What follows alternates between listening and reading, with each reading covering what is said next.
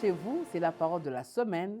Et aujourd'hui, je suis dans 2 Corinthiens 5, le verset 1. La Bible dit « Nous savons en effet que si cette tente où nous habitons sur la terre est détruite, nous avons dans le ciel un édifice qui est l'ouvrage de Dieu, une demeure éternelle qui n'a pas été faite de main d'homme. » Oui, bien-aimé, une demeure éternelle.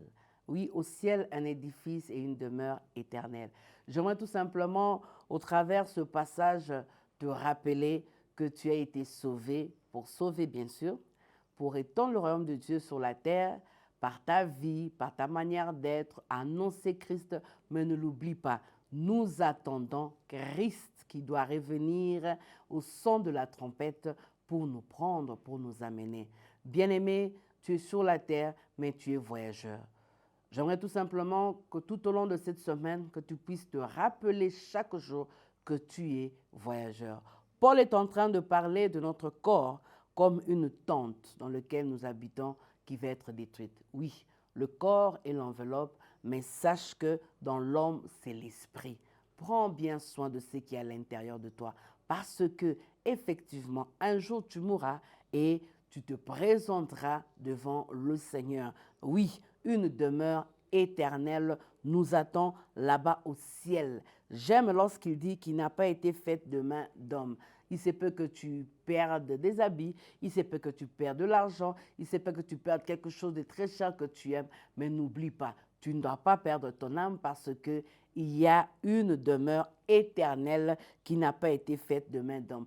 Toute cette semaine, nous voulons nous souvenir que nous ne sommes que voyageurs et que l'essentiel pour nous, c'est de prendre soin de ce qui est à l'intérieur de nous, c'est-à-dire nous attacher à ces dieux par la prière, par la méditation de la parole, prendre soin de l'homme intérieur afin que le vieil homme puisse se taire.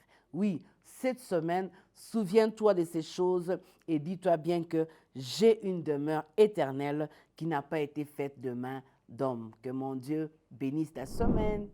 Après plusieurs années dans la marche chrétienne, je me suis tout simplement rendu compte que la parole de Dieu détient tout ce dont nous avons besoin pour vivre heureux sur la terre. Dieu regarde Josué qui devait posséder Canaan. Il lui dit que ce livre de la loi ne s'éloigne point de ta bouche. Il dit médite-le jour et nuit. Et derrière le mot méditer, il y a ce verbe qui veut tout simplement dire la proclamer tous les jours dans sa bouche.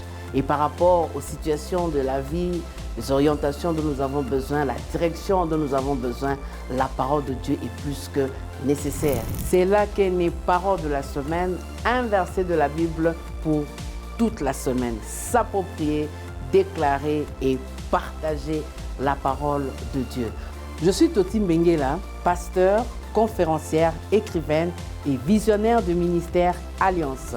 Alors, je vous encourage à méditer cette parole tout au long de cette semaine. À la prochaine!